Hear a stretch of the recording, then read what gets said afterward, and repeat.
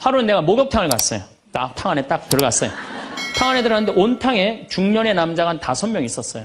근데 갑자기 그 정가운데 있던 남자가 나를 보더니 갑자기 일어나더니 신부님 오셨느냐고. 인사를 하는 거예요. 자세히 보니까 광명시 시장님이야. 시장님이 국장님들을 데리고 목욕탕을 온 거예요. 온천을 딱 왔는데 날 보더니 그 시장님이 일어나서 인사를 한 거야. 국장들이 이해가 안 가는 거야. 광명시에서는 누가 최고야? 시장님이 최고인데 저 사람 저 누구냐? 저 해와 같이 찬란하고 달과 같이 아름다운 저 사람 저거 누구냐 이거야. 아니 우리 시장님이 일어나서 인사할 정도는 보통 사람은 아니라는 거지. 그 28의 젊은 나이에 시장님이 인사하고 국회의원들이 인사하면요. 처음에는 부담스럽다가 한두 번 받기 시작하면요. 내가 목이 뻣뻣해지기 시작해. 슬슬 기부수를 하기 시작하는 거야. 아니 시장 국회의원도 나한테 인사하는 판에 내가 누구한테 인사해? 교우들도 누가 먼저 인사해야 돼? 교우들이 먼저 인사해야 되는. 내가 인사 먼저 하지 않는 거예요. 나는 28에 신부가 됐어요. 아니 학생이다가 갑자기 신부가 됐는데 학교 다니다가 갑자기 신부된 거 아니에요. 7년 동안 신학교 하다가 맨날 학교에서 그냥 교수님한테 이 눈치 저 눈치 보다가 본당 신부 하다가 딱 신부 됐는데요. 교우들이요. 얼마나 사랑하고 존경하는 건지 1살서부터 100살까지 다 좋아하는 거예요. 1살짜리는 엄마가 데리고 와서 우리 애 좀 만져달라고 그러고 90살 먹은 할머니는 허리가 구부러졌는데 또 구부러가면서 신부님 손 한번 만지자고. 아니 그 젊은 나이에 어떻게 그렇게 존경받아요. 나는 판검사 그렇게 존경 못 받는다고 생각해요. 우리 신부니까 그렇게 존경을 받는 거예요. 악마의 유혹에 넘어가는 거죠. 교우들 무시하고 존중해 주지 않고. 예수님은 나는 섬김을 받으러 온 것이 아니라 섬기러 왔다고 그랬는데 이제 내가 섬김을 받는 입장에 들어서는 거죠. 제가 한 번은 서울 모본당에 강의를 갔어요. 강의를 갔는데 이 강의를 하려고 했는데 마이크를 딱 잡았는데 마이크가 안 나오는 거예요. 마이크가 막 안 나오는데 막 사무장님이 막 쫓아 들어가더라고요. 한 2분이 지났는데도 안 오는 거야. 안 나오는 거야. 관리장님이 또 들어갔는데 또 안 나오는 거야. 꾸리야 단장이 들어갔는데도 안 나오는 거야. 10분 동안 서서 있는데 참 멋쩍더라고요. 근데 제가 그 10분 동안 기다리면서 내가 미칠 뻔했어요. 내가 신학교 때 무슨 일을 했냐면 관리부장이라는 걸 했어요. 관리부장은 뭐냐면 신학교는 행사를 하고 야외 행사를 하면 우리가 다 마이크, 앰프 설치 다 했어요. 그걸 제가 다 했어요. 앰프 설치, 마이크. 그러니까 딱 보면은 알아요.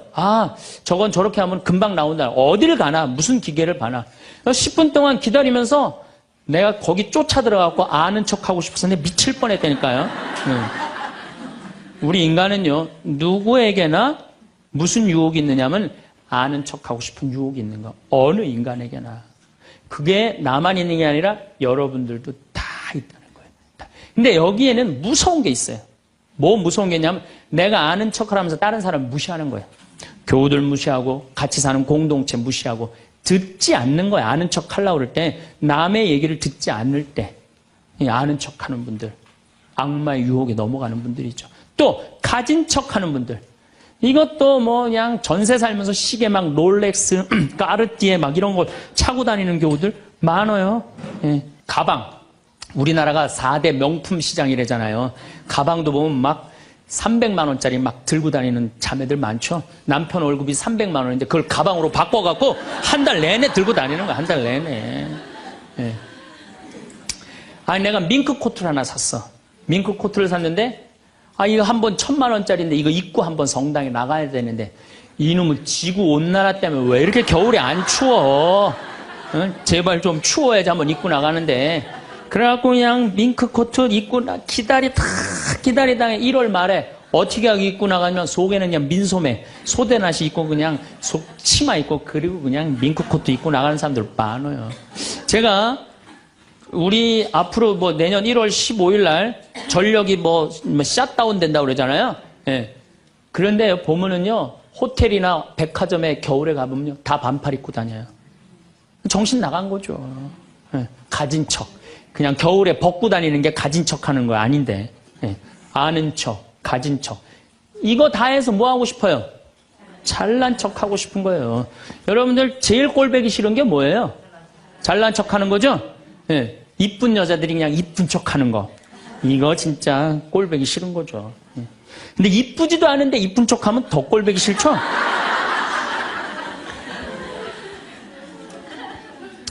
저도 이 잘난 척 하는데 만만치 않아요. 저도 만만치 않아요. 제가 수영을 참 좋아해요. 수영을 참 좋아해갖고 제가 수영장 25m 풀 40바퀴 한 번도 안 쉬고 한 번에 돌아요. 이 정도면 이렇게 감탄해주면 내가 기분이 너무 좋아요. 잘난 척 하는데 동참해주는 거 아니야. 네. 그리고 나는 전심 먹고 바다에 들어가면 저녁 먹을 때까지 바다에서 안 나와요. 그리고 저는 스킨스쿠버를 해요. 다이빙을 해갖고 아주 다이빙을 좋아해요. 그래갖고 뭐 동해바다, 제주도, 뭐 문섬, 새끼섬, 서귀포 앞바다에 있는 거, 포항에 또 뭐 다이빙, 그 다음에 무슨 뭐 저 괌, 파푸아 뉴기니 뭐 그 비행기 추락한 거 다이빙, 배 난파된 거 다이빙, 뭐 얼마나 다이빙을 좋아하는지 몰라요. 그리고 내가 또 우리 신부들하고 한번 그 동해바다에 놀러를 갔는데 늦 여름이에요. 이제 속초에 이제 갔는데 사람들도 별로 많지도 않았어. 근데 막 한 젊은 애가 한 100kg가 되는 애가 튜브를 하고 막 자꾸 바닷속으로 들어가더라고. 여자친구가 빨리 나오라고. 근데 얘는 뭐 와라 막 그러는데 설악산에서 바람이 불어갖고 튜브가 뒤집어진 거야. 그리고 얘가 난 수영할 줄 알았는데 쑥 들어가더라고요. 그 나오디 막 살려달라고 그러더라고. 또 쑥 들어가는데 또 아무도 안 가더라고. 그래도 뭐 어떻게 해. 신부인데. 그래갖고 그냥 내가 막 쫓아 들어갔어요. 그랬더니 뭐 또 여기서 야 튜브 갖고 들어가. 걱정하지 마. 그래갖고 가보니까 너무 살이 찐 거예요. 그래갖고 그냥 다시 그냥 나와갖고 튜브를 다시 갖고 들어가갖고 목을 걸어갖고 끌고 나와갖고 물을 얼마나 얘가 토해냈는지 그 여자친구가 내가 너 때문에 못 쓴다고 막 때리고 그러는데 야 내가 죽은 사람도 내가 건져냈는데 술만 먹으면 이제 교우들한테 자랑을 하는 거예요. 내가 이런 사람이라고. 응. 근데 여자 하나가 신부님 훌륭하십니다. 대단하십니다. 여러분들처럼. 그럼 내가 얼마나 기분이 좋아요. 나는 수영장 이 25m 풀 40바퀴 한 번도 안 쉰다니까 그 여자 한다는 소리가 자기는 25m 풀 100바퀴 한 번도 안 쉰다는 거야. 아니 그럴 때 교우가 신부가 그렇게 말하면은 아우 신부님 대단하십니다. 그럼 얼마나 좋아요. 자기도 이제 잘난 척 하고 싶은 거지. 머리채를 다 확 젖뜯고 싶더라고요. 내가 또 질 수 있어? 아니, 나는 내가 신학교 때 단축 마라톤 내가 12km 토요일마다 맨날 뛰었다니까 자기는 42.195km 10번 완주패가 있다는 거예요. 우리가 한번 잘난 척 하기 시작하면 어떤 현상이 일어나느냐 하면은 내가 아는 유명한 사람, 내가 아는 유명한 정치인, 별 얘기를 다 해요. 다 끄집어내. 내 것도 아닌데. 지기 싫은 거지. 네. 그래갖고 이 잘난 척이 악마의 유혹에 넘어가는 거예요. 그런데 정말로 훌륭한 건 아는 것도 많고 가진 것도 많고 잘난 것도 많은데 주일날 반도 되고 차량 주차 봉사하는 형제들. 여기 내가 정말 부자야.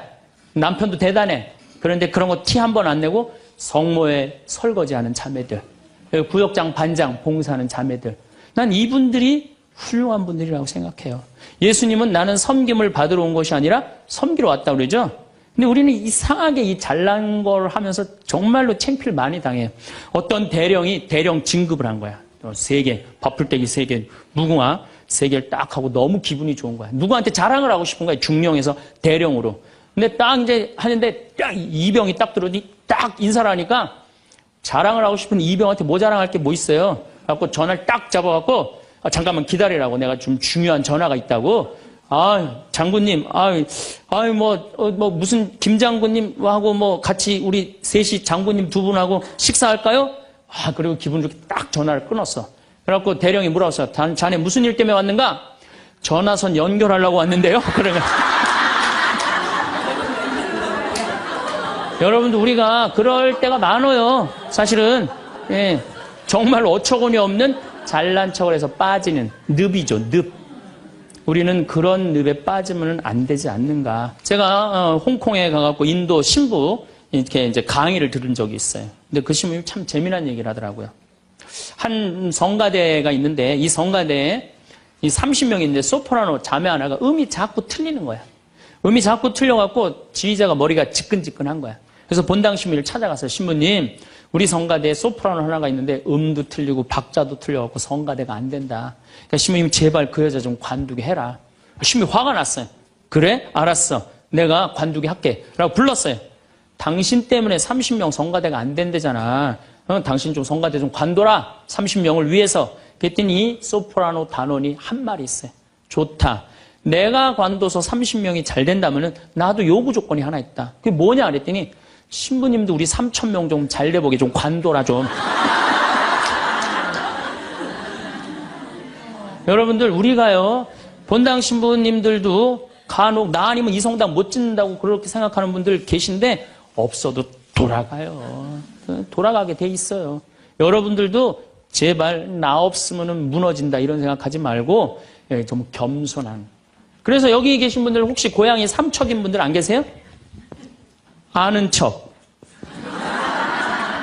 가진 척, 잘난 척. 이 고향 삼척인 분 혹시 안 계세요? 많을 거예요. 보면은 아는 척하는 교우들 많아요. 뭐 얘기만 나오면 그냥 자기가 뭐 다 아는 것처럼 그냥 다른 사람 말도 못하게 그냥 자기가 다 말하는 사람 있어요, 없어요? 있어요. 여행 다닐 때 보면은요, 그 뭐 해외 나갔다고 그냥 보면은 한 15명 모여서 이제 같이 여행 나가면요, 다 그냥 자기가 전문가야. 그냥 가이드보다 더 똑똑해. 다 아는 척하는 사람들 많아요. 잘 알지도 못하면서 그냥 잘 따라가기만 하면 되는 걸. 세발 낙지 그냥 낙지발이 3개 달라고 우기고 싸우는 사람들도 많아요. 보면은 멕시코의 어떤 미국 하버드 MBA를 한 금융가가 휴가를 갔어요. 조그만 해안가 휴가를 갔는데 어부가 난 물고기 잡으러 나가겠다고 그 집에서 쉬었는데 물고기를 잡으러 나갔는데 2시간 만에 들어온 거야. 물고기를 20마리를 너무너무 싱싱한 걸 잡아 들어왔어요. 그래서 금융가가 물어봤어요. 당신 뭐 벌써 들어왔느냐고. 그랬더니 그 어부 하는 말이 나는 20마리면 된다고. 나 왜 이렇게 일찍 들어왔냐고 그러니까 나 애들하고 놀고 마누라하고 음식 차려서 먹고 낮잠 자고 저녁에는 저기 뭐 식당에 가갖고 데큘라 한잔하고 기타 치고 놀으려고 난 그러고 왔다고. 그랬더니 이 MBA 한 금융가가 그 어부를 한심하게 쳐다보면서 이렇게 말을 합니다. 당신 왜 그러고 사냐? 당신 지금 2시간에 그렇게 20마리 잡으면 8시간 일하면은 아니 뭐 거의 뭐 100마리, 200마리 잡을 수 있는데 그거 잡아갖고 배를 한 척 더 큰 걸 사라. 그래갖고 조금만 일을 열심히 하면은 5척을 살 수 있다. 그래갖고 그거 5척을 사갖고 큰 배를 사라.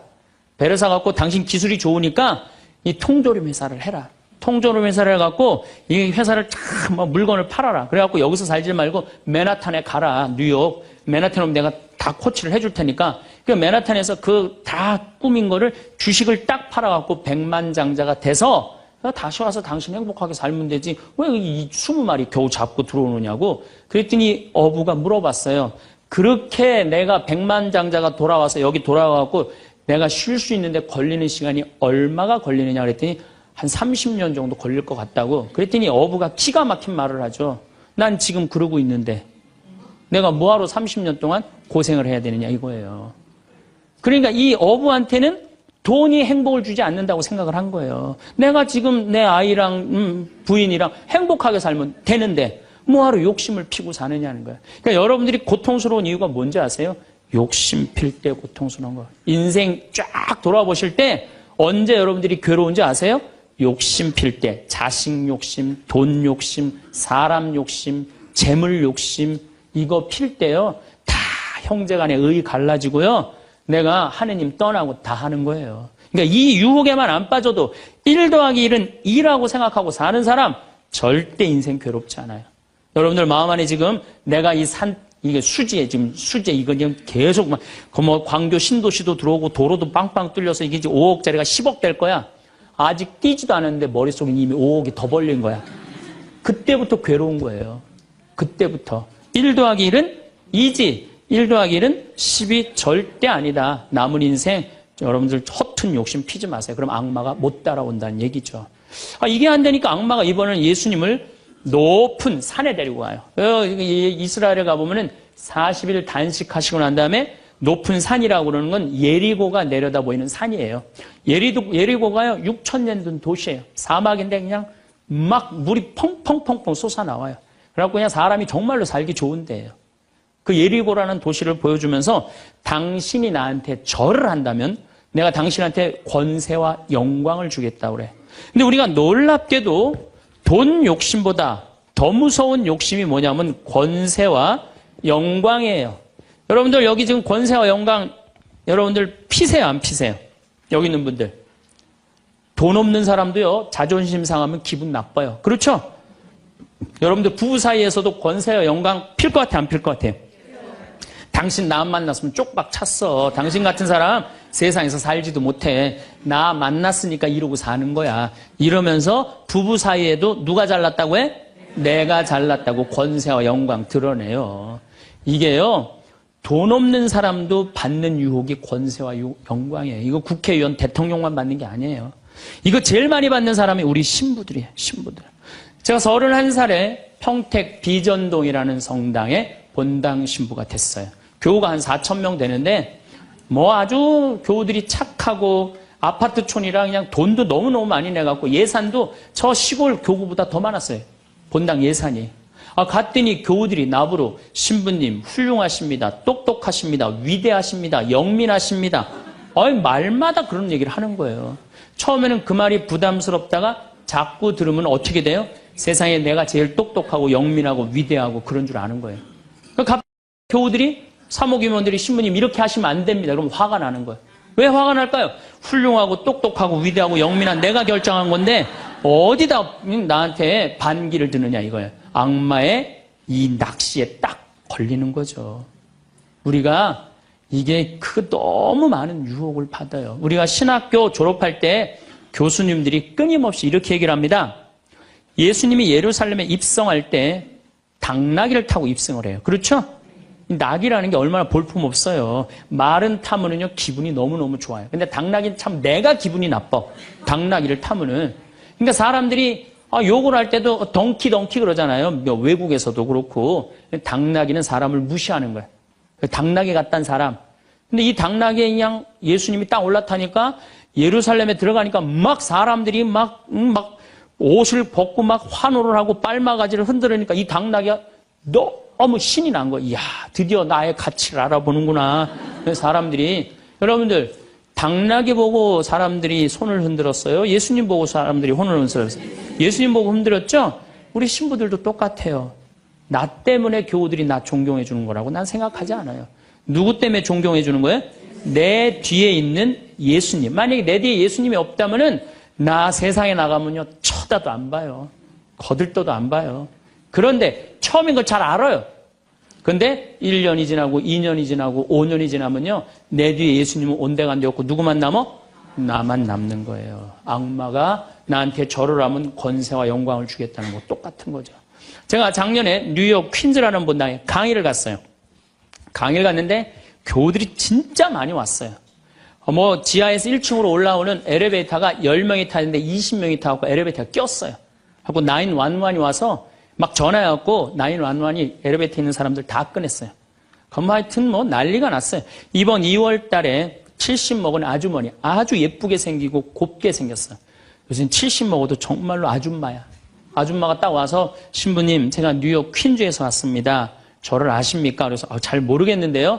제가요 누구냐면요 신부님 강의 오셨을 때 엘리베이터에 낀 여자입니다. 그리고 왔어. 그런데 신부님이 그 강의를 했을 때 화가 나십니까? 라는 CD 그거를 사서 아들이 뉴욕 의대 수술 집도이래요. 대단한 거죠. NYU 대학의 수술 집도이면. 근데 우울증이 있었는데 그걸 출퇴근에 듣고 다니면서 맨날 웃어서 우울증이 없어졌다는 거예요. 그러니까 아들이 한국에 돌아가면은 꼭 평창에 가고 신부님한테 고맙다고 얘기하라고. 내가 그 정도로 대단했다는 얘기예요. 네. 그래갖고 이제 강의가 끝나고 그 가브리엘 신부님이라고 1.5세 신부님인데 아주 정말로 젠틀한 신부님이야. 같이 이제 사제관을 가는데 여자 하나가 따라오는데 미국 여자가 따라오는 거예요. 영어로 막 떠드는 거예요. 뭐라고. 근데 대충 그런 얘기예요. 자기는 한국말을 모르는데 신부님 강의에 감동받았다는 거예요. 이야, 내 강의 이제 감동받다 못해 이제 미국 여자까지 내 강의 감동을 받는구나. 고맙다고. 근데 본당 신부님 자꾸 빨리 가재는 거예요. 기분이 나쁘더라고요. 지금 미국 여자가 내 강의 감동받아서 얘기하자는데 말 끊으니까. 그래도 어떻게 본당 신부님 최고 아니에요. 나는 초청 받아서 간 사람이고. 그래서 다음에 얘기하자고 고맙다. 그리고 신부님하고 사제관으로 가는데 신부님이 그 여자가 안 보이니까 나한테 하는 소리가 신부님 저 여자 이거라고 이거.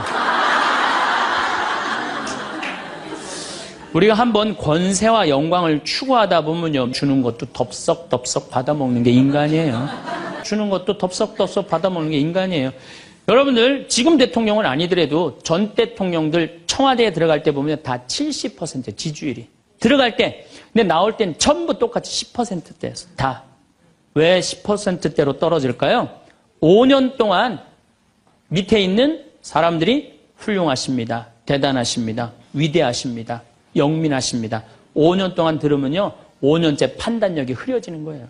그런데 이거는 대통령뿐만 아니라 저나 여러분들이나 누구에게나 빠질 수 있는 유혹이야. 나 없으면은 이 집 망한다. 나 없으면 우리 사목회 망한다. 나 없으면 우리 구역 망한다. 나 없으면 우리 레지오 망한다. 나 없으면은 우리 성모회 망한다. 절대 그런 생각하지 마세요. 없어져도요 잘 돌아가요. 그랬더니 예수님이 한 분이신 하느님만을 경배하여. 정말 어쩜 말씀마다 이렇게 맞는 말씀만 하세요. 사람이 빵만으로 사는 것이 아니라 뭘로 산다고요?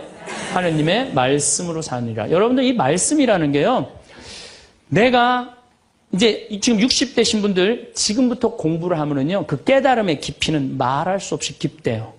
지금부터 막 진리를 탐구하고 막 깨달음의 그런 세상 속으로 나가고 기도 열심히 하면은요. 여러분들은 말할 수 없는 깊은 세계에 빠져들 수 있다는 거예요. 예수님 말씀으로 사느니라 이 말씀 맞는 얘기예요. 돌더러 빵이 되라고 그러는 거. 나한테 절을 하면 뭘 준다고? 권세와 영광을 준다고 그러니까 뭐라 그래? 한 분이신 하느님만을 경배하라. 여러분들 성당에 나와갖고요. 하느님 경배 안 하고 자기 경배하라고 그러는 분들 많아요. 제가 좀 죄송한 얘기지만은 본당 뭐 전국 우리나라 본당 얼마나 많이 강의를 다니겠어요. 1년에 300회를 강의를 다니니까. 근데 가보면은 정말로 당황스러운 사목회장님들이 있어요. 어떤 사목회장님들이 있느냐면 꼭 본당 신부 옆에 꼭 차를 세워놔. 근데 그 사목회장님 참 벤치야. 근데 본당 신부 참 보면 무슨 아반떼 뭐 이런 거 시골 같은 데 가보면은 나는 정말로 좀 그렇더라고요. 아니 벤츠를 좀 총회장이면은 벤츠를 세워줄 때면 신부님은 그랜저는 사주고 벤츠를 세워줄 거 아니야. 나 총회장이고 벤츠 있다 이거야. 근데 더 기가 막힌 거는 어떤 경우냐면 그 사목회장님 이런 말하는 분들 많이 있어요. 내가 이 성당 졌다고. 이런 분들 많아요. 이제 완전히 아무것도 안 보이는 거지. 예, 자기가 누군지 모르는 거죠. 이런 유혹에 빠지는 분들 참 많아요. 성당에 여러분들 뭐하러 나오는 거야? 하느님 경배하려고 나오는 거예요. 하느님 섬기려고 나오는 거지 나 잘난 척하려고 나 아는 척하려고 성당 나오는 거 아니라는 거죠. 그래서 이 유혹에 여러분들 빠지시면은 절대 안 된다. 자, 그랬더니 악마가 이번에는 예수님을 어디로 악마가 데리고 가느냐면 예루살렘 성전 꼭대기에 데리고 올라와요. 당신이 하느님의 아들이거든 뛰어내려 보시오. 하느님의 아들이거든 뛰어내려. 시험하는 거, 시험.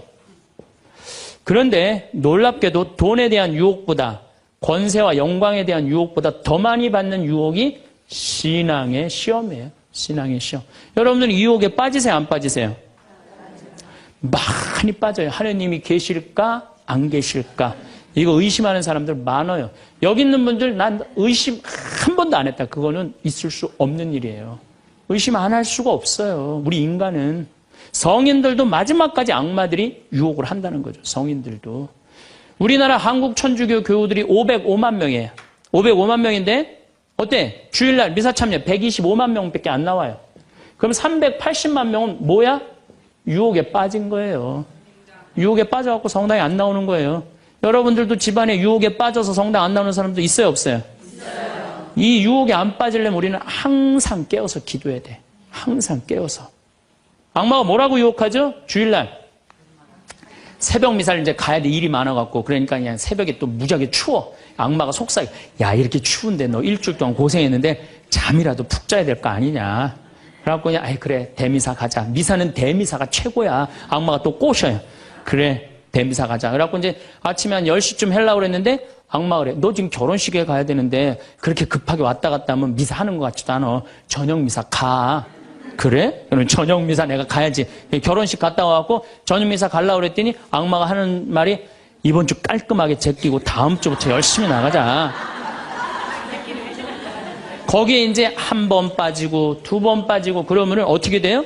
아예 성당에 가기 싫은 거예요. 그래서 우리가 악마는요, 한 분이신 하느님을 시험하지 말아라. 그랬는데 뭐라고 그러고 떠났냐면 다음 기회를 엿보고 떠나. 다음 기회를 엿보고. 우리 인간이 받는 유혹이 가장 많이 받는 유혹이 돈에 대한 유혹입니다. 근데 1 더하기 1은 2지 1 더하기 1은 절대 10이 아닙니다. 더욱이 이제 2만 달러가 넘었으면은요, 떼돈이 순식간에 버는 그런 시대는 지납니다. 2만 달러는 내가 노력한 만큼, 그리고 뭐 5천 달러에서 2만 달러 올라갈 때는 세금도 막 떼어먹어도 돼요. 2만 달러가 넘어가면 투명한 시대가 되기 때문에 세금도 못 떼어먹어요. 이젠 어떻게 하는 사람이 이 세상에서 제일 속 편하냐면은 법대로 사는 사람이에요. 1 더하기 1은 2라고 생각하고 특별하게 내가 노력한 만큼의 성과를 얻는다고 생각하는 사람은요, 절대 악마한테 유혹받지 않습니다. 또 돌도로 빵이 되라고 그러는 거나 돌머리도로 서울대학 들어가라는 거나 똑같은 거다. 여러분들, 서울대학 들어간다고 행복한 건 절대 아니다. 여러분들, 의사가 행복 지수가요, 180개 의사 직업 가운데 의사가 179등이라는 통계도 있어요. 그리고 항상 의사가 만족도, 직업 만족도 항상 꼴등이에요. 항상. 얼마나 스트레스를 받는지 몰라요. 오진하면 오진해서 스트레스, 환자가 넘으면 넘어와서 스트레스, 안 오면 와나서 스트레스예요. 그 비싼 학비 어렵게 공부하고. 그러니까 출세한다고 행복한 건 아니다. 자, 이제 여러분들 이 자식한테 미쳐갖고 자식한테 일생을 보냈어요. 그러면은 60이 돼서 자식이 여러분들하고 살아주겠어요? 그럼 누가 여러분들하고 산다고요? 남편이 살아요, 남편이. 그런데 같이 사랑을, 결혼해갖고 사랑의 탑을 하나도 쌓지 않은 거예요. 혹시 내가 궁금해서 물어보는 거예요. 혹시 여기 계신 분들 중에 결혼할 때 정말로 남편 정말로 사랑해서 결혼하신 분들 혹시 계세요? 정말 궁금해서 물어보는 거예요. 궁금해서. 아, 있으세요? 자, 여러분들 착각하는 게 있어요. 여자 23, 25 예쁠 때예요. 피부 기가 막힐 때예요. 그 다음에 허리 잘록해요. 허리 잘록해갖고 치마 입혀놓으면요, 너무 예뻐. 맵시도 나고요. 피부도 좀 전에 30살 먹은 반장님 내가 봤는데 좀 예술이야. 30살만 해도 예, 가슴도 예쁘고. 그런 이 에스트로겐이 이 23, 5때는 에스트로겐이 막 쏟아져 나오는 거예요. 막 쏟아져 나오는 거예요. 이런 예쁜 여자를 27, 8살 먹은 남자가요, 웬만하면은요 반하게 돼 있어요. 그건 사랑해서 반하는 게 아니에요. 젊은 남녀가 만나면은요 끌리게 돼 있어요. 그거는 사랑하는 감정 때문에 끌리는 게 아니라 그 나이 때는 도파민이라는 호르몬이 나와서 끌리는 거예요. 도파민이라는 호르몬. 그래갖고 끌려갖고 이제 데이트라는 걸 해요. 데이트를 했는데 이 남자 여자가 같이 데이트를 하면은 손도 잡고 막 그러잖아요. 손도 잡고 팔짱도 끼면은요 너무 행복하고 황홀해요. 그럼 이 남자를 사랑해서 황홀한 게 아니에요. 요 단계, 다음 단계에 들어서면은 페닐에틸암이라는 호르몬이 나와서 황홀한 거예요. 예. 근데 막 안고 뽀뽀를 했는데 막 구름 위를 둥둥 떠다니는 것 같아. 이건 사랑해서 둥둥 떠다니는 게 아니에요. 이거는 옥시토신이라는 호르몬이 나와서 둥둥 떠다니는 거. 옥시토신이라는. 이거는 놀랍게도 보다 더 강해요. 그래갖고 하루라도 안 맞으면 미치죠. 연애할 땐 똑같아요. 하루라도 그 남자 안 보면 미칠 것 같은 거예요. 이건 사랑해서 미치는 게 아니에요. 보다도 더 강력한 물질이 나와야 되는데 그 남자를 만나야지 나오는데 안 만나면 안 나오잖아. 그러니까 막 보고 싶고 막 미치는 거예요. 그래서 상사병이 걸리는 거예요. 그래서 상사병이 걸리는 거예요. 사랑해서 상사병이 걸리는 게 아니에요. 이 호르몬이 쏟아져 나와야 되는데 그걸 부모가 막거나 로미오와 줄리처럼 가족이 집안이 막거나 이런 미치는 거예요. 그래갖고 그냥 부모가 반대를 했는데도 엄마 난 저 남자 없으면 난 죽을 것 같아. 이때는요 이성이 수독돼 버려요. 이성이 마비가 돼요. 눈에 갑자기 콩깍지 확 껴요. 판단력이 없어져요. 그래갖고 나쁜 남자, 능력 없는 남자, 그런 남자도 좋은 거예요. 그 남자 없으면 죽을 것 같으니까. 그래서 중내 사내 해갖고 결혼을 시켜요. 그래갖고 결혼을 시키고 그냥 한 집에서 그냥 살면 깨가 쏟아지지. 근데 이제 애가 딱 하나 나오면은 놀랍게도 이 세 가지 호르몬이 딱 멈춰버려요. 안 나와요. 이게 죽을 때까지 나오면 다행인데 600일 나오고 딱 멈춰버려요. 자, 여러분들 여기 지금 한 50, 60 되신 분들 처녀 때 막 가슴 막 방망이 지르고 막 그런 기분 지금도 느껴요? 지금도 그런 거 나오는 분들 계세요? 그거는요 똑같은 사람인데요 호르몬의 문제예요. 호르몬의 문제예요. 이거는 우리가 이해하지 못하는 건데 아주 중요한 거예요. 아주 중요한 거예요. 여자를 보면 막 가슴이 막 뛰고 막 손만 만져도 그냥 1년 동안 막 그 느낌이 그냥 가고 막 이러는 게 다 호르몬은 사랑 때문에 그런 게 아니라니까요. 그럼 호르몬이 멈췄는지 어떻게 알 수 있느냐? 어떻게 알 수 있느냐? 젊었을 때는 치마만 입고 그냥 브라우스만 입어도 그냥 남자가 그냥 가슴이 나 터질 것 같다고 너 보면 너무 행복해서 그런데 결혼해갖고 애가 하나 나와갖고 옷을 벗고 왔다 갔다 하는데 남편이 이러는 거예요. 야, 춥고 안 보이잖아. 왜 왔다 갔다 해? 테레비 앞에서 빨리 비켜. 아니 옷을 벗고 왔다 갔다 하는데도 테레비 안 보인다고 비키라고 그러면은요 이 호르몬은 딱 멈춘 거예요. 끝난 거야. 이건 끝난 거예요. 근데 놀랍게도 우리가 어떤 착각을 하느냐면은 사랑이 식었다고 생각해요. 사랑이 식었다고. 그게 아니에요. 이 호르몬이 쏟아져 나올 때 하느님이 남녀를 묶어준 거예요. 그럼 결혼을 해서부터 사랑의 탑을 쌓아가야 돼. 계속 쌓아가야 돼. 근데 우리는 딱 결혼하자마자 엄마는, 이 문제는 애가 하나 나오면 여자는 옥시토신이 계속 나와요. 왜 계속 나오냐면 젖을 먹이면서 애가 막 까무락까무락 그러는 거 보면서 아장아장 걷는 거 보면서 남자 없어도 돼. 얘만 있어도 돼. 그냥 얘한테 미치는 거예요. 그럼 남자는 또 뭐를 갈구하냐면 도파민을 갈구해요. 도파민이라는 건 남녀가 처음 만났을 때 첫눈에 반하는 때 나오는 호르몬이에요.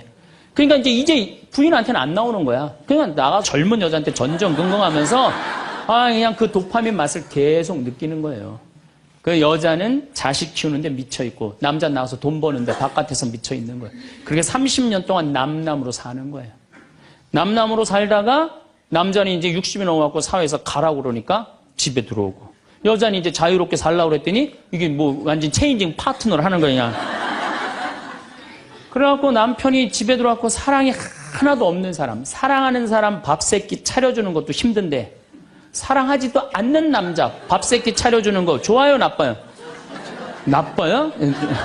좋아요? 이 자기는 손이 없어, 발이 없어. 손 하나 까딱 안 하고 밥 세끼 차려내라 뭐라 그러면서 차려줘요, 부엌에서. 삼식이. 이 뒷말은 내가 안 하겠어요. 방송에 나가갖고 밥 세끼 차려달란다고. 두 끼 차려달라면 뭐라 그래? 두식에 그냥 밥 세끼 차려달라고. 그런데 옥시토신이 계속 나오는 부부들이 있어요. 결혼하고부터 같이 여행도 다니고 포장마차도 가고 산책도 다니고 서로 그냥 위해주고 이런 부부들은 60이 되면은요 남편이 이런 생각이 든대요. 나한테 시집 와줘갖고 애 낳아주고 살림 살아주고 너무 고맙다. 만지기만 해도 너무너무 행복하대요. 그런 사람들은 계속 옥시토신이 나온대요. 여자도 마찬가지래요. 여자도 내가 이 험난한 세상에 저 남자 만나서 저 남자가 바람막이 다 대주고 내가 좀 행복하게 살았다. 보면 너무너무 고마운 거야. 이 두 부부는 60이 넘어도요 서로 만지기만 해도 행복하다는 거예요. 옥시토신이 나오는 부부들은요 여보 남편이 그런데요. 여보 나 내일 산에 갈 거거든. 아침 점심은 내가 알아서 먹을 테니까 당신 애들도 없는데 걱정하지 말고 당신 푹 쉬었다가 나 저녁만 해줘. 이러면요 이때부터는 남편을 부르는 용어가 달라져요. 님자를 붙여줘요. 우리 집 일식님은 한 끼밖에 안 드신다고. 얼마나 고마워하는지 몰라요. 그런데 남편이 밥을 한 끼도 안 먹는다, 집에서. 이건 너무 고마운 거예요. 여러분들, 우리 어머니 아버지가 결혼 63주년이 됐어요. 60년 때 어머니가 이러셨어요. 나 60년 동안 밥 해먹는 건 지겹다고. 그랬더니 아버지, 내가 직접 들었어요. 아버지 하시는 말씀이 60년 동안 밥하는 거 했었지. 이제부터 내가 해서 먹을게. 그래서 우리 아버지가 해서 드세요. 집에서 한 끼도 부인한테 상 차리라고 안 하면은 이때부터는 대통령 아들 대접해 주는 거예요. 영식님을 대통령 아들이라고 부르는 거거든요. 우리 집 영식님은 한 끼밖에 한 끼도 안 드신다고. 그런데 이 남편이 밥 세 끼 차려달라는 것도 모자라서 간식을 내놓으라고 그러네. 그럼 뭐라 그래? 간식 차려내란다고. 그런데 간식을 종종 차려내라고 그러네. 그럼 뭐라 그래? 종간나이.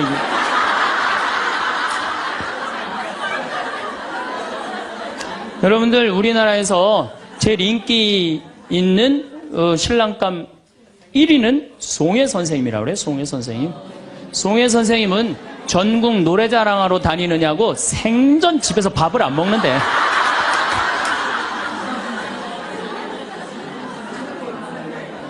자, 여러분들, 사랑 없는 남편이랑 60이 넘어갔고 40년, 50년 한 집에서 산다. 만만치 않은 일이에요. 보통 심각한 문제가 아니에요. 네. 그런데 우리는 60이 넘어서도 누구한테 미쳐있느냐면 아직도 정신 못 차려. 자식한테 미쳐있어요. 일본은 60이 넘어서 자식들 생활비 대주는 비율이 8%예요. 홍콩은 60이 넘어서 자식들 생활비 대주는 게 11%예요. 우리나라는 60이 넘어서 자식들 생활비 대주는 비율이 83%예요. 자식한테 미쳐있는 거예요. 원숭이가 바나나를 못 나서 자기 목숨을 잃어버리듯이 대한민국 60대 할머니, 할아버지들은, 특히 할머니들은 누굴 못 낳아? 자식을 못 낳아서 본인의 인생을 다 망치는 거예요. 나머지 50년, 60년 인생을 다 망치는 거예요. 남편도 없고 자기도 없는 거예요. 우리나라 노인들은 행복이 하나도 없는 거예요. 자식한테 미쳐갖고. 자, 이제 60부터, 지금 태어나면서부터 아인슈타인부터 지금 시작을 했어요. 아인슈타인부터 시작해갖고, 뭐, 천재부터 시작해갖고, 이제 점점 꿈이 망가지고, 결혼해갖고 자식한테 미쳐있다가, 60이 넘어서면요, 60이 넘으면요, 여자한테는요, 몸에 에스트로겐이 안 나와요. 몸에서 뭐가 나오냐면 테스토스테론이 나와요. 남성 호르몬이 나와. 60 넘은 할머니들 보면 여자 같은 할머니 하나도 없어요. 전부 깡패 같은 할머니밖에, 깡패 같은 할머니. 내가 얼마 전에 부산에를 갔는데 택시를 탔어요. 근데 택시 기사님이 머리가 하얗신 분이야. 머리가 하얀데 내가 택시를 딱 탔는데, 아유, 손님, 장가 갔냐? 그래서, 난 장가 안 갔다고. 그랬더니, 아유, 장가 안 가길 잘했다는 거예요. 그래서 무슨 소리냐? 그러니까 내가 이제 환갑이 넘었는데, 우리 마누라가 자식들이 전부 다 뭐 서울에 뭐 연대 나오고 그래갖고 안양에 가서 산다는 거예요. 안양에 가서 사는데, 마누라는 침대를 좋아하고 자기 맨바닥이 좋대요. 그래서 잘 때 부인은 같이 텔레비를 보고 잘 때는 딸 방에 가서 잔다는 거예요. 근데 이놈은 마누라가 방에 딱 텔레비 보러 이제 자기 끝나고 자기 방에 갈 때 꼭 자기를 향해서 방구를 끼고 간다는 거, 방구를 끼고. 그래서 제발 방구 좀 끼지 말라고 그래도 들은 척도 안 한대요. 꼭 방구를 끼고 간다는 거예요. 너무너무 자존심이 상하네, 너무너무. 그러니까 60이 넘은 여자들은요, 여자 같은 여자가 없다는 거예요. 몸에 막 테스토스테론이 나오는 거야. 응. 할아버지들은 몸에서 테스토스테론이 안 나와. 에스트로겐이 나와. 조금만 말하면 막 울고, 슬픈 거 보면 막 울고 막. 할머니들은 생전 안 그러는데. 그러니까 이제 60 먹은 할머니랑 60 먹은 할아버지랑 부부싸움 하면은요, 할머니들은 안 져요. 72% 할머니들이 나는 늙은 남편 모시는 거 지겹다고 생각을 하니까 신경질이 나는 거예요. 부부싸움 하면 절대 할머니도 안 져요. 몸에 테스토스테론 흘러 넘치겠다. 애들 막 들었다 놨다 해갖고 팔뚝도 남편보다 더 굵겠다. 무서울 게 뭐 있어. 그래갖고 그냥 할아버지들하고 싸우는 거죠. 할아버지들이 할머니하고 싸워갖고 눈탱이가 밤탱이 돼갖고 이제 노인정에서 신세한탄 하는 거예요. 60 먹은 할아버지한테 물어봤어요. 형들이. 60, 70, 80, 90 먹은 할아버지들이 이제 네 할아버지가 할머니한테 맞아갖고 노인정에 앉아서 신세한탄하는 거예요.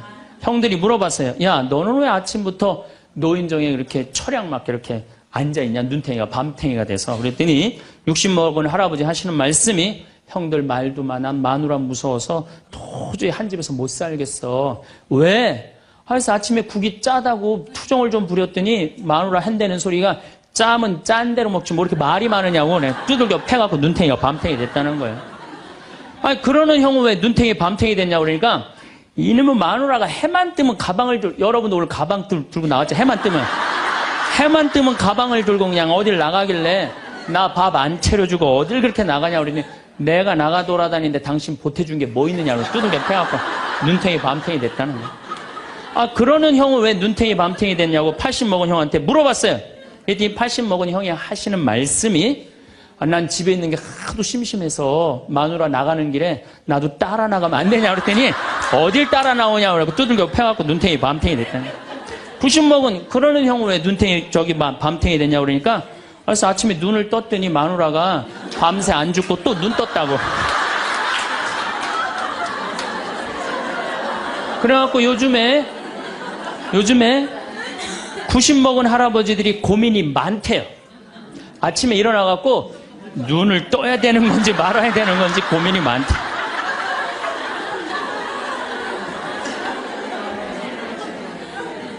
근데 문제는 여러분들은 자식들하고 살지 않습니다. 여러분들은 남편하고 삽니다. 그러면 제일 중요한 관계가 부부예요, 부부. 근데 우리는 세상에 돈 욕심, 자식 욕심 피느냐고 정말 중요한 걸 잊어먹고 사는 거예요. 정말 중요한 것. 부부간의 사랑을 잊어먹고 사는 거예요. 사람이 예수님이 이 악마가 돌도로 빵이 되라고 하니까 예수님이 기가 막힌 얘기를 해요. 사람은 빵만으로 사는 것이 아니라 하느님의 말씀으로 사느니라. 말씀이 없는 사람은요, 이 세상을 행복하게 살 수가 없어요. 마음 안에 진리가 없는 사람은요, 이 세상을 행복하게 살 수가 없어요. 여러분들 이 멀리까지 인천에서 서울에서 수원에서 여기 오신 이유는 말씀 들으려고 오신 거 아니에요? 그렇죠? 그럼 뭔가 답을 알고 살아가는 거, 뭔가 답을 알고. 나이가 들수록 사람이 싫어지는 게 아닙니다. 사람 만나는 게 피곤해지는 겁니다. 말 한마디, 표정 하나에 굳이 이 사람까지 만나야 하나 생각이 듭니다.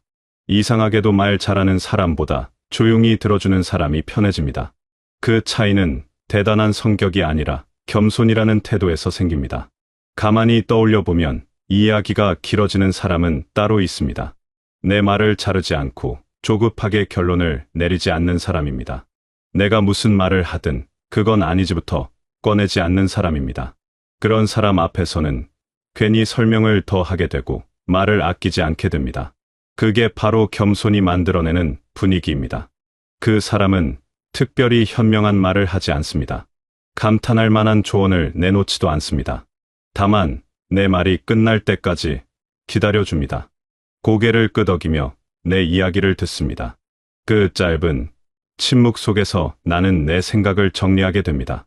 말을 더듬어도 횡설수설해도 괜찮다는 느낌을 받습니다. 그래서 다음에도 그 사람을 찾게 됩니다. 그 사람과 함께 있으면 시간이 천천히 흐르는 것 같습니다. 급하게 무언가를 결정해야 한다는 압박이 없습니다. 내 이야기를 끝까지 들어주고 그 이야기 속에서 내가 진짜 하고 싶은 말을 찾을 때까지 기다려줍니다. 그런 여유가 사람을 편안하게 만듭니다. 대화가 끝나고 나면 마음이 가벼워집니다. 누군가에게 진짜 내 이야기를 했다는 느낌, 들어줬다는 느낌이 듭니다. 그 사람은 내 말을 평가하지 않았습니다. 옳고 그름을 따지지 않았습니다. 그저 내 이야기를 받아들여줬을 뿐입니다. 그게 얼마나 큰 위로인지 모릅니다. 반대로 금방 피곤해지는 사람도 있습니다. 내 말이 끝나기 전에 이미 답을 알고 있는 사람입니다. 조언은 빠르지만 질문은 거의 없는 사람입니다. 자기 경험을 들이밀며 나를 정리하려는 사람입니다. 그 사람은 틀린 말을 하지 않아도 대화를 끝내고 나면 이상하게 기운이 빠집니다. 그런 사람과 이야기하고 나면 묘한 공허함이 남습니다. 대화는 끝났지만 아무것도 나누지 못한 기분입니다. 내 이야기를 듣는 게 아니라 자기 차례를 기다렸던 사람, 내가 문장을 마치기도 전에 끼어들었던 사람, 그건 나쁜 의도가 아닐 수 있습니다. 어쩌면 빨리 도와주고 싶은 마음일 수도 있습니다. 하지만 나는 그 순간 작아집니다. 내 이야기가 중요하지 않다는 느낌을 받습니다. 다음부터는 그 사람 앞에서 말을 줄이게 됩니다. 그런 사람과는 깊은 이야기를 나누기 어렵습니다. 표면적인 대화만 오갑니다. 날씨 이야기, 건강 이야기, 요즘 어떻게 지내는지 정도만 묻고 답합니다. 그 이상은 나누지 못합니다. 내 속마음을 꺼내 보이기가 두렵기 때문입니다. 혹시 또 자르지 않을까, 혹시 또 판단하지 않을까 염려되기 때문입니다. 자신을 낮추는 게 겸손이라고들 말합니다. 하지만 겸손한 사람을 보면 전혀 그렇지 않습니다. 오히려 말하지 않아도 될 걸 굳이 증명하지 않는 여유가 느껴집니다. 이겨도 될 상황에서 조금 물러날 줄 아는 힘이 보입니다. 자기를 작게 만들지 않으면서도 상대를 크게 만드는 사람, 그게 진짜 겸손입니다.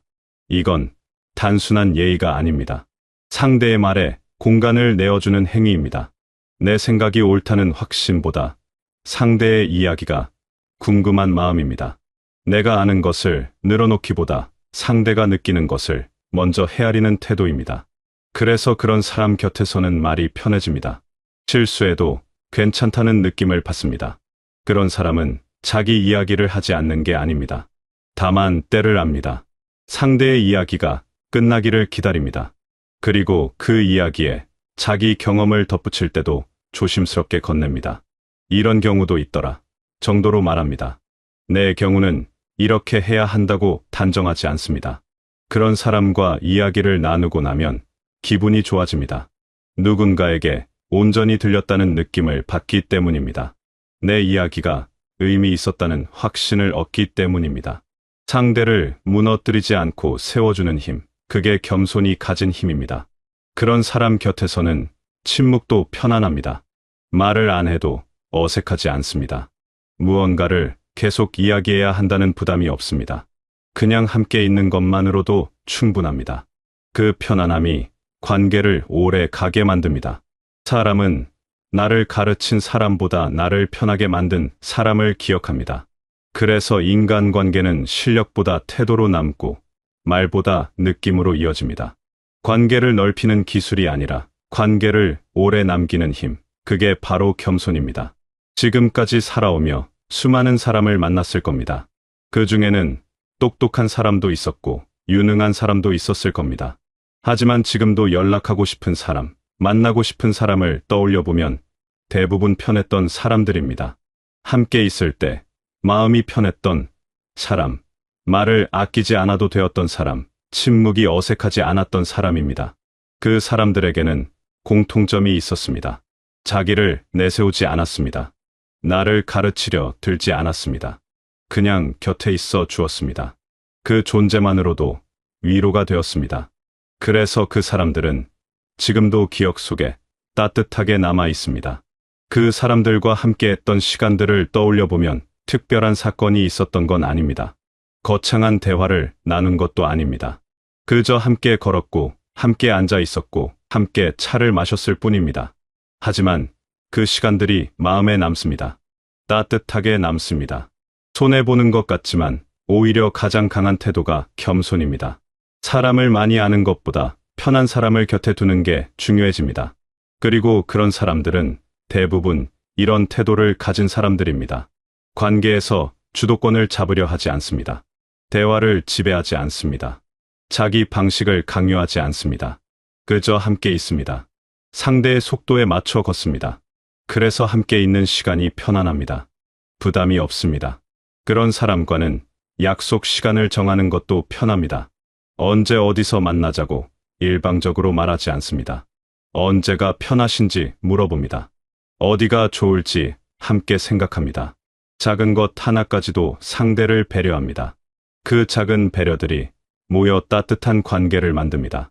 이제는 많은 것을 경험했기에 무엇이 중요한지 압니다. 화려한 말보다 진심, 어린 침묵이 더 값지다는 것을 압니다. 빠른 조언보다 긴 경청이 더 힘이 된다는 것을 압니다. 이기는 대화보다 편한 대화가 더 오래 간다는 것을 압니다.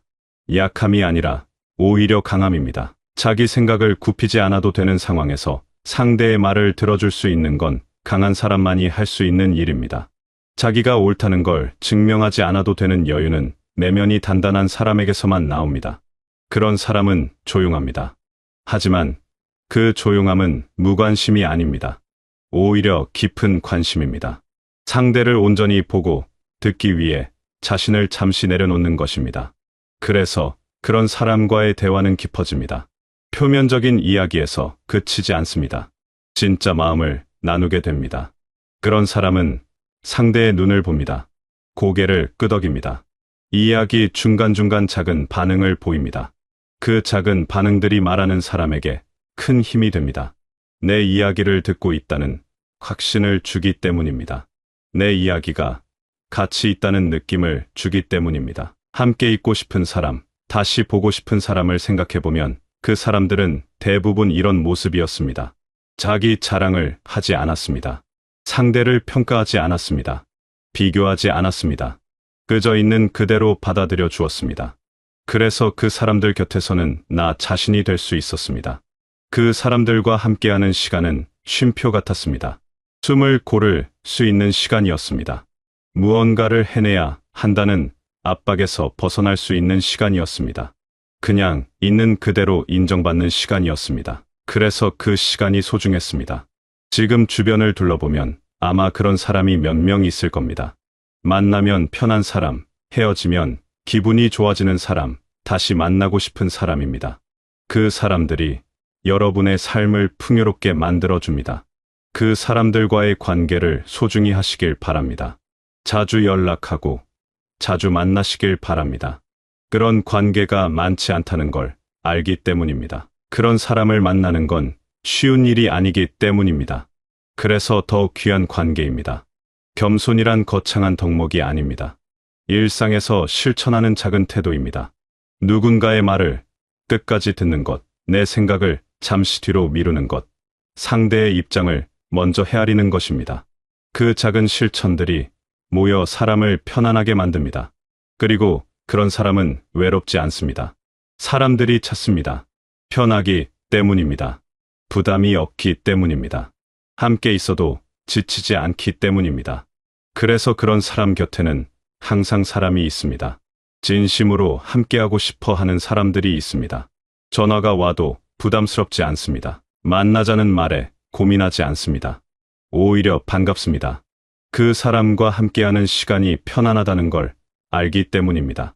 힘들 때 찾게 되는 사람, 기쁠 때 나누고 싶은 사람, 그런 사람이 곁에 있다는 건 큰 축복입니다.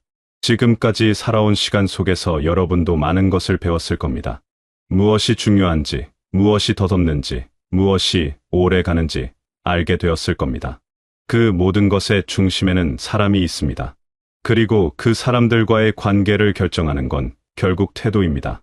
그 태도가 여러분을 약하게 만들지 않습니다. 오히려 강하게 만듭니다. 사람들에게 사랑받게 만듭니다. 오래 기억되게 만듭니다. 그리고 무엇보다 여러분 자신을 편안하게 만듭니다. 더 이상 증명할 필요가 없다는 걸 알기 때문입니다. 이제는 편안함이 가장 중요합니다. 화려함보다 편안함, 자극보다 평온함, 많은 것보다 좋은 것입니다. 그리고 그 편안함을 주고받으며 사는 게 진짜 행복 아닐까요? 여러분은 이미 충분히 잘 살아왔습니다. 여러분 곁에 편안한 사람들이 머물고 따뜻한 관계들이 오래 이어지며 조용하지만 깊은 행복이 가득하시길 바라겠습니다. 시길 바라겠습니다. 시길 바라겠습니다. 시길 바라겠습니다. 시길 바라